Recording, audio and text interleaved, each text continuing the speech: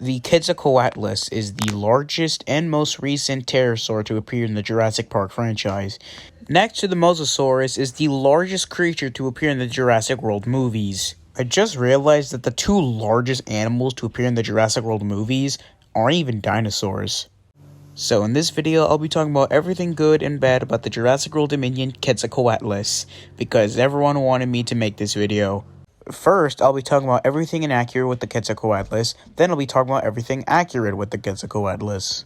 Now the first inaccuracy is that the quetzalcoatlus is oversized, being too large.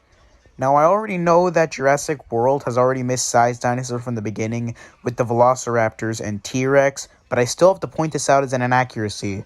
Also, don't go in the comments saying that nothing in Jurassic Park was meant to be accurate.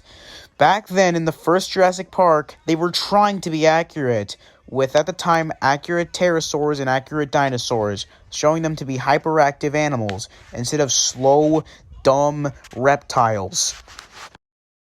Sure, this idea of them being thirsty, blood-hungry monsters is now considered outdated, and instead they're just calm, normal animals. But still, they were trying to make them more accurate. Anyways, let's get back to the quetzalcoatlus. Now yes, quetzalcoatlus was a very large animal, being the exact same height as a giraffe, and giraffes are pretty huge actually. But the quetzalcoatlus shown in Jurassic World Dominion is a lot larger than its real-life counterpart. It's a freaking kaiju, basically! It's like 2 times larger than its real-life counterpart. It's kind of like what they did with the mosasaurus, making it 2 times larger than its real-life counterpart. Another inaccurate thing is the feet. It's shown being able to grab things. Pterosaurs couldn't grab things, as their feet were too weak, and their feet weren't even built to grab things. Their feet were actually built more like human feet, long with a few toes on them, and they were used for walking and swimming. You know whenever you drop something like a penny and you try to pick it up with your foot and you have a hard time doing it? Yeah, that's the same problem with pterosaurs. Their feet were not built for grabbing things like birds' feet or apes' feet, so they couldn't grab things with their feet. And their feet was actually used to walk and swim instead of grab things. Now while the quetzalcoatlus does have the right amount of toes, having 4 toes, the feet look way too bird-like instead of how pterosaurs' feet actually looked like. Another inaccuracy is the wings. The wingtips are too pointy when they should be more round, as round wingtips would have helped them fly better. Also, the arms should have more muscle. I'm actually going to let Trey the Explainer explain this for me, as I cannot explain it as well. The arms on the wings of these pterosaurs should be much more muscular. All pterosaurs had a complex air sac system in their arms that supplied their wings with oxygen during flight. They should have muscles in their arms that should attach to their necks as well. Now while the wingtips is the wing membrane is accurately connected to the legs, it should be a lot more bigger, like shown in this image here, as it probably would have helped it fly better. Also, whenever it's walking and the wings are folded, the wingtips appear to be too large. As you can see here, the wingtips are too large when they should be smaller.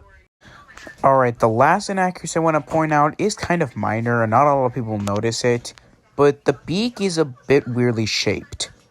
It looks too thin in my opinion, and also there's a weird little notch or bump towards the end of the beak, which looks kind of weird.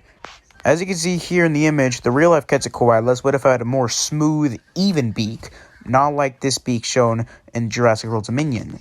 Alright, the last inaccuracy I want to point out is with the crest. The crest is shown here to be a triangular blue shape, kind of shown on the skeleton, but in reality, the crest was most likely covered in keratin and was a lot rounder and bigger, kind of like Dilophosaurus's crest.